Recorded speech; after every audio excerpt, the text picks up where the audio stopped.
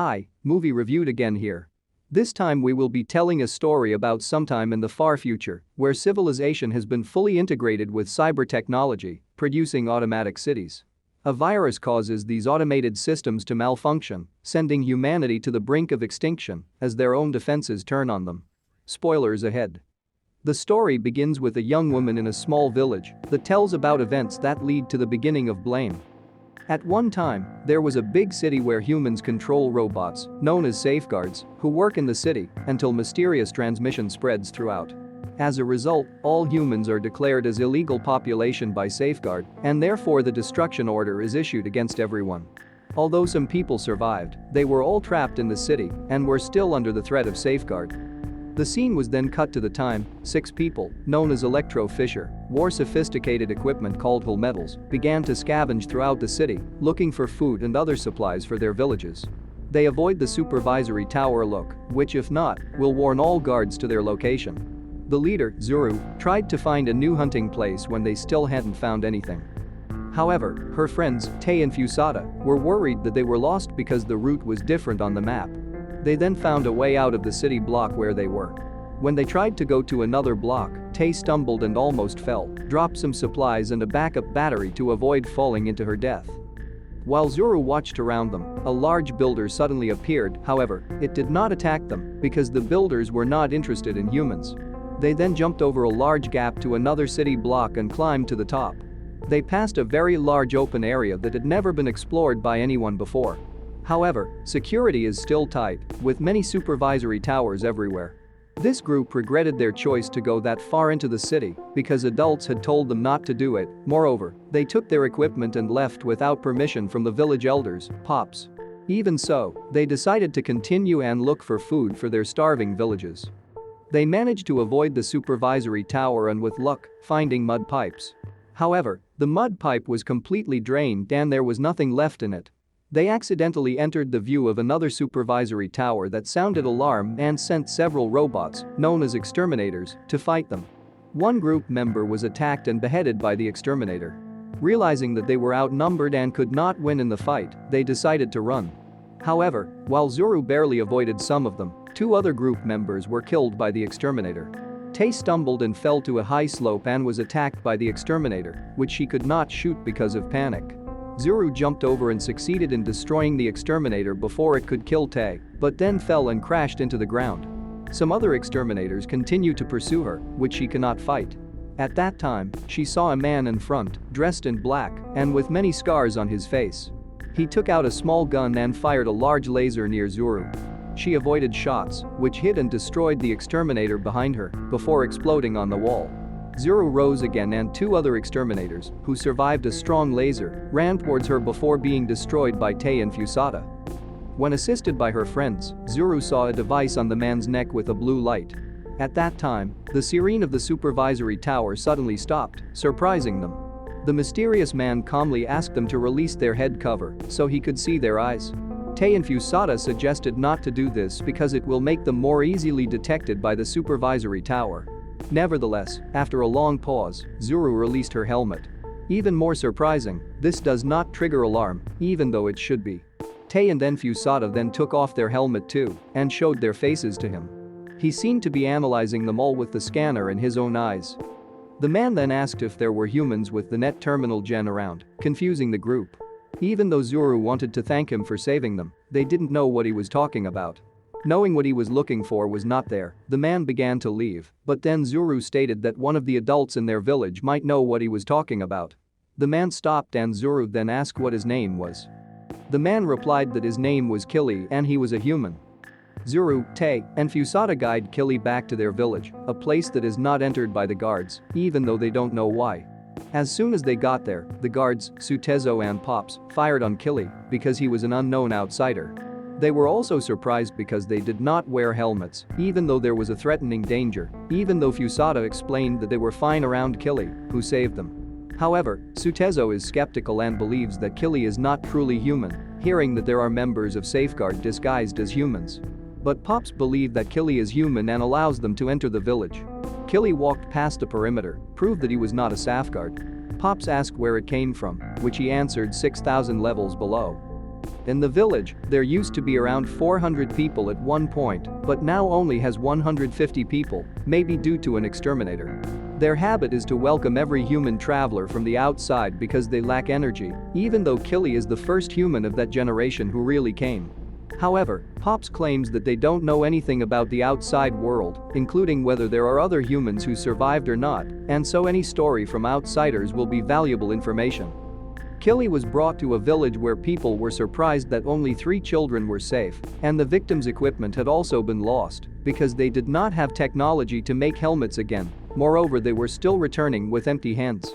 This village suffers from severe food problems and worries that they will starve in just 1 month. The villagers looked at Killy with confusion and curiosity. A little girl who was curious and eager to run towards Killy to meet him.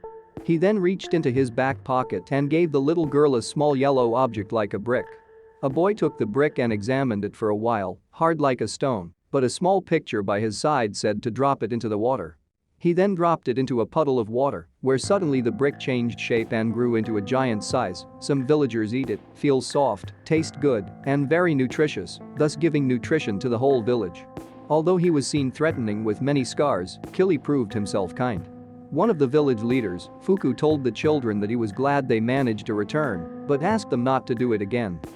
Pops then asked to talk to Killy personally, thanked him for feeding their village, and asked Killy from where he got the food. Killy answered that the food came from 200 levels below, which means it was impossible to get it again because no human being had passed 1 level. He once again asked which humans have the terminal net gene, which was answered by Sutezo that he never heard of it. However, Pops later stated that he had heard something about it and that the decaying temple under the village they might provide some information. However, they have been informed for generations to avoid it. Sutezo even believes that there are ghosts that possess and intruders and cause his grandfather to fall into his death on the way down. Even so, Killy immediately started walking away to the rotting temple without a word, which was followed by Zuru, Pops, and Sutezo. After going to the bottom of the perimeter, far below the village, Killy and his group found a strange red hologram, glitchy. A woman who spoke was very distorted and seemed to say nonsense. Killy walked through the hologram, which immediately disappeared, then lifted a piece of large debris, found the head of a woman that rotted underneath. He took the head and slammed it on the wall several times, which then suddenly turned on and began to talk with the speaker implanted in her throat. The woman identified herself as Saibo, a scientist who had existed since before transmission begins. She has been waiting for 17,526,000 hours, more than 2,000 years, for someone who came, trying to ask for help during that long, but could not succeed until now. Killy scanned her and found traces of transmission in her eyes, which means she did not have a net terminal gene.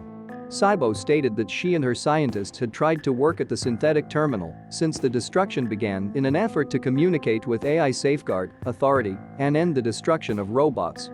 She even created a barrier device to prevent safeguards from coming out when they conducted their experiments, therefore, the reason why villagers could live there. However, they all died before their project could produce results.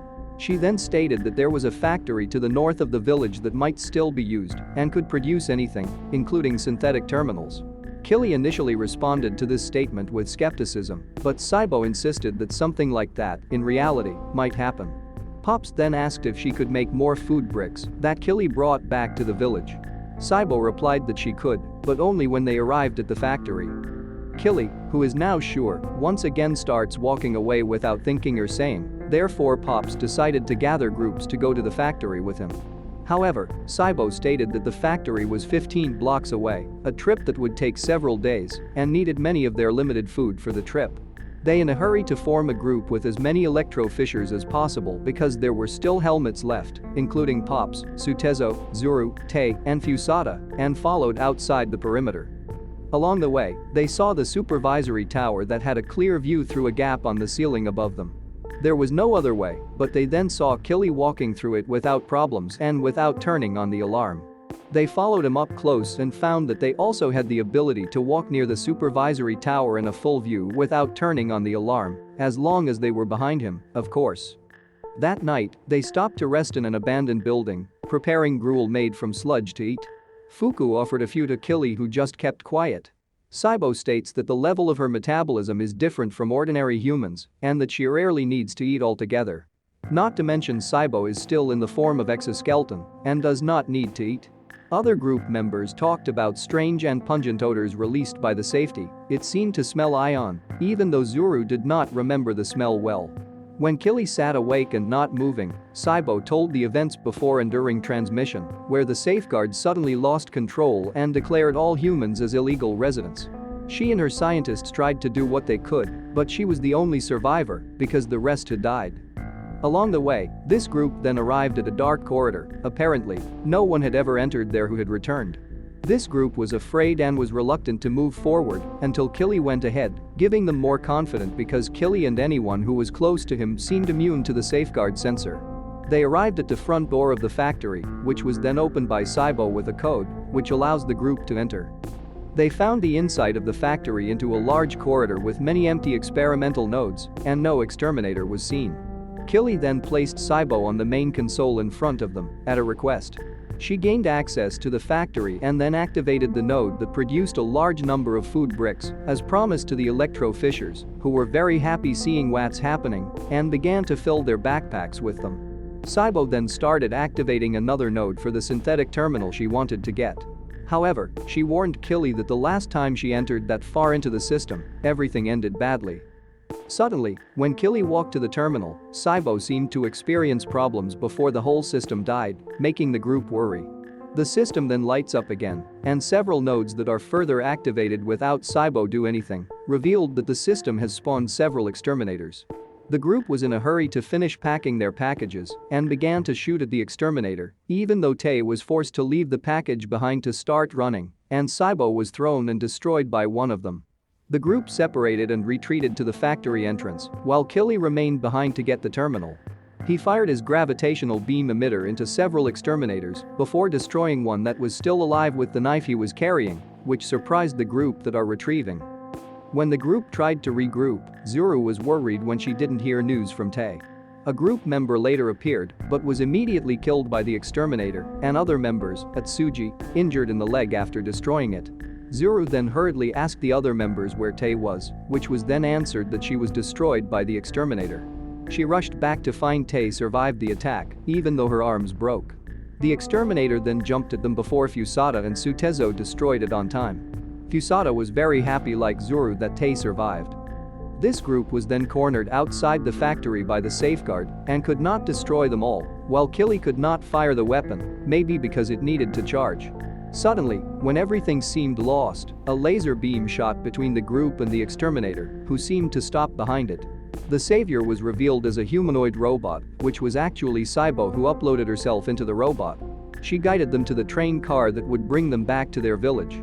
However, the temporary barrier she shot will soon disappear, and Atsuji asked to be left behind so as not to slow the group, even though Zoro refused to do it. They all made it to the train car that Saibo turned on. However, the barrier faded, and several exterminators grabbed the train car while moving. The group did not have enough spears to fight them all. Saibo expressed her regret to Killy because they had managed to get terminals and food but would not succeed again. For this, when the group runs out of spears, Killy injects itself with something around the neck that seems to increase but also weaken it, and firing shots that destroy the rest of the extermination before then passing out. This group returned to their village with the unconscious Killy, and Tay seemed to act a little strange. That night, the villagers celebrated the amount of food they got and gathered together for the party. Pops lowered the lights and led a silence for all those who had been killed before allowing people to continue eating. They could now become more nutritious thanks to all the food bricks brought back by the group. However, it is not possible to return to the factory because of the many exterminators in it, even though they could now prevent them to starve for a while. Zuru went to Killy, who was still sleeping, and talked to him. She stated that Saibo's trial might succeed and stop Safeguard forever, and asked if he would still continue his mission even if it succeeded. She then paused for a moment and asked if he could stay, after growing a feeling for it during the short time they were together. However, Saibo entered and woke up Killy, asking him to help her when she connected the synthetic terminal because she could not move and needed protection. When they left, Zuru was worried that her words were not heard by Killy. Although Pops hoped that Saibo's experiment would succeed, Sutezo responded with skeptics, worried that it would cause other disasters as happened 2,000 years ago. Fusada decided to bring food to the injured Tay. Meanwhile, someone suddenly entered the weapons warehouse and took one of the spear weapons secretly. Sutezo went to Zuru, asking if she spoke with Killy, but Zuru only stated that she did not do it and walked away, wanted to be left alone. Pops helped Fuku bring supplies to the warehouse. They all then met on the public area and saw Fusada walking by. Zuru praised Fusada for his kind attention to Tei, but Fusada stated that Tei was not in her room. Suddenly, they heard a voice and saw that it was Tei who was walking around and dragged the spear weapon beside her. She aimed at the village side while Fusada tried to stop it, however, she fired the spear gun, which destroyed the barrier generator that protected the village. Suddenly, the supervisory tower outside detected the village and sounded a strong alarm, and a strong vortex was produced around Tei, which cut Pop's arm when he prevented the surprised Fusada to touch it. The truth was later revealed, Tei did not survive the factory. Instead, the robot that looks human scans her before killing her, then disguised itself as Tei to infiltrate the village. The intruder revealed itself as a sophisticated safeguard named Sanakan, which will infiltrate the village and kill all humans. Fusada then became more surprised and did not believe this. Sanakan then directed gravitational beam emitter, which was much stronger to him. Fuku managed to push him away, but he himself was killed by the light. Sanakan then turned her attention to village members in the public area, shooting through the roof and killing many of them. Killy and Saibo then saw Sanakan destroying the area and was surprised that it got through the barrier. Saibo stated that they had to hurry, but Killy immediately ran back to the village to protect them, leaving the helpless Saibo. Pops, Sutezo, Zuru, and Fusada managed to escape from Sanakan, who then turned her attention to the top level, contacting the supervisory tower for the exterminator to kill the remaining humans, before then shooting the upper village, causing chaos there too. Killy pays attention to electro fissures who struggle to fight the exterminators that seem endless. He detected the supervisory tower outside the wall, then fired it, destroyed the supervisory tower and the bridge to prevent the exterminators from entering again. Saibo then reaches a rotting temple and activates the synthetic terminal and connects herself to the network. Sanakan continues to cause more destructions to the upper village. Killy then appeared through an explosion and punched her face, hard enough to throw her back.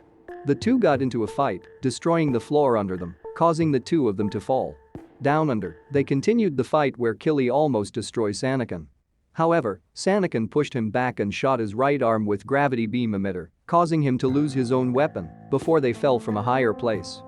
Killy and Sanakan fell to the ground near the bottom of the village. Killy tried to fight her with his knife, but he fell and was beaten by Sanakan, who scanned him and revealed that he was not a human, but the body stolen from Safeguard. Then offer an ultimatum to him to return to the Safeguard or destroyed. Killy chose the last option. However, right when she was going to destroy him, Saibo accessed Netsphere, which was detected and turned her attention to destroy Saibo, just below them. Right when she was going to shoot, Sutezo fired 2 spears causing her to miss Saibo. Sanakan then shot Sutezo and killed him. Zuru, surprised by this, and after taking Killy's gravitational beam emitter, giving a signal to Killy and threw it at him. He then released himself from Sanakan and caught his weapon, firing it only for it to deflect the beam with her hand, before then firing a small laser light into Saibo. Without any other choice, Killy injected himself with 3 syringes all at once. Sanakan prepared to block him, but this time, the injection is too strong, and so Sanakan was blown up by the shot. Electro fissures finally destroyed the last exterminator, saving their village.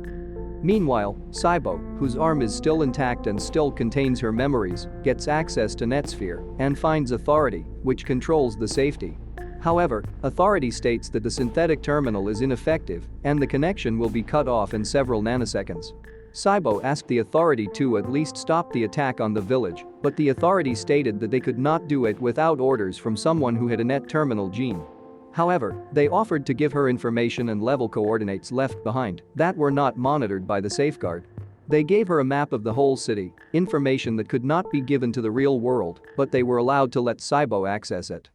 Meanwhile, the villagers count their losses and injuries. Killy returned and asked a village resident to glue his arms back. Pops thanked him for saving the village from Sanakan. However, villagers do not know what happened to Saibo and believes that they will all die in just a few minutes. However, Saibo's arm later appeared, stating that the exterminator would appear again and the village was no longer safe. However, there is an abandoned level just below them with the elevator down nearby. The villagers decided to leave their village and head for that level. Along the way, Pops thanked Zuru for inviting children to hunt, stating that her actions led to the survival of their people. Arriving there, Saibo activated the elevator, however, the supervisory tower detected all of them and sounded the alarm to the safeguard. Suddenly, the supervisory tower began to bring up a massive exterminator near the villagers who rushed and climbed into the elevator. However, Killy remained behind, even though Saibo objected. Zuru asked Killy what is he doing, and after a long pause, Killy took off his necklace and threw it to her. With tears, Zuru asked if they would meet again. After another long pause, Killy answered that he was looking for the net terminal gene.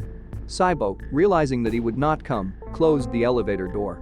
The exterminators then appeared behind Killy, and he shot it with gravitational beam emitter, causing a large explosion and destroyed all the exterminators.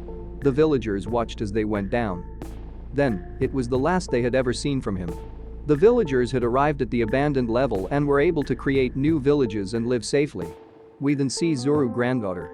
She has been told all about Killy by Zuru. The city has not changed, which means that the net terminal gene has not been found, and they believe Killy is still out there, looking for it.